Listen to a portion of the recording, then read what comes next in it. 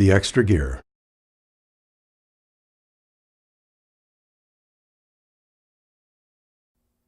Even if, like me, you're not the handy type, I'm sure you know that you can use just a few household tools like a screwdriver, a wrench, or a saw to do many different kinds of home improvements. In a similar way, you can use just a few physical tools like strength training, flexibility exercises, or aerobic training to make several different kinds of improvements in your physical performance. Well, mental skills training is no different. Mental skills coaches have several different tools in their toolbox, and they can use them to help athletes improve several different aspects of their sport performance. So regardless of whether you want help in coping with pre-competition jitters, strengthening confidence, sharpening your focus, or improving some other aspect of your mental game, a mental skills coach is likely to use a combination of several different tools to help you improve your performance.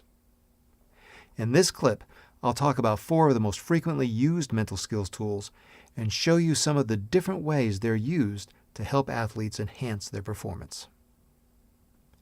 One of the first tools that is likely to be used by a mental skills coach, and one of the most powerful, is goal setting. Okay, I'll be the first to admit it, goal setting doesn't seem very exciting. This is probably because most athletes are very familiar with setting some kind of goals. But here's the problem. Setting goals is easy. Reaching goals, that's hard. Think about it. How many people make New Year's resolutions? Of those that do, how many do you think follow through with them? Mental skills coaches teach athletes how to set specific kinds of goals, goals we call process, performance, and outcome goals, and teach specific strategies to help reach them. By knowing how to set realistic, challenging, and specific goals, athletes can use goal-setting procedures to boost their confidence, strengthen their motivation, improve their technique, and enhance their performance. Another set of techniques frequently used by mental skills coaches is referred to as intensity regulation, energy management, or arousal control. These terms refer to a variety of different skills used to help athletes psych themselves up for a competition or to keep themselves calm under pressure. You've probably had times when you felt unmotivated or just didn't feel like competing. At these times, you may have struggled to psych yourself up. You've also probably had other times when your intensity was too high and you became anxious. At these times, you may have struggled to calm yourself down. Mental skills coaches use several different methods to help athletes regulate their intensity, including progressive relaxation, the relaxation response, breathing techniques, imagery, and cue words. Intensity regulation techniques help athletes manage their anxiety, use their arousal to improve their performance, and help them excel under pressure. The next technique is one of my favorites, imagery training. I love imagery training not only because it's effective, but it also reminds me of when I was a kid playing the amazing Kreshkin's ESP game. Okay, if you weren't a kid in 1967, you probably don't know what I'm talking about. The ESP game was supposed to test your powers of extrasensory perception. It included a mystery pendulum that you held over a board with the word yes written along a vertical line and no written along a horizontal line. As a kid, I used to think of yes or no questions while holding the mystery pendulum over a board, and to my astonishment, the pendulum began to move, all by itself.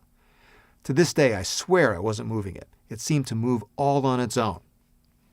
Well, I know now that the pendulum moved, but not because I had ESP.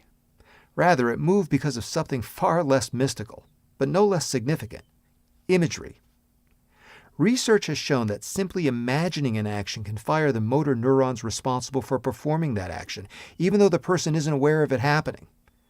Today, imagery is used by mental skills coaches to help athletes find and correct mistakes in their technique, increase their self-confidence, improve motivation, focus attention, regulate anxiety, speed recovery after an injury, and to mentally prepare and rehearse for a competition. The last technique I'll talk about is also one of my favorites.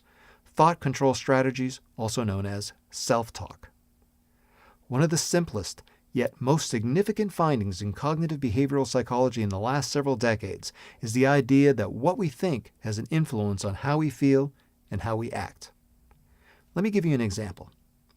Imagine that you're struggling to perform something in your sport, something that you really don't like to do.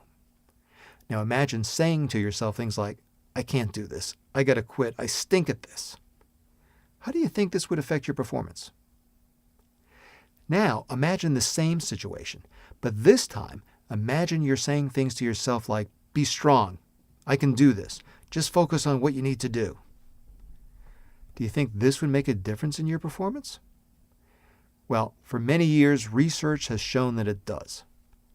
Mental skills coaches use thought control techniques such as thought stopping, thought replacement, countering, reframing, and other techniques for many different purposes, including managing anxiety, increasing confidence, strengthening motivation, sharpening concentration, and improving technique.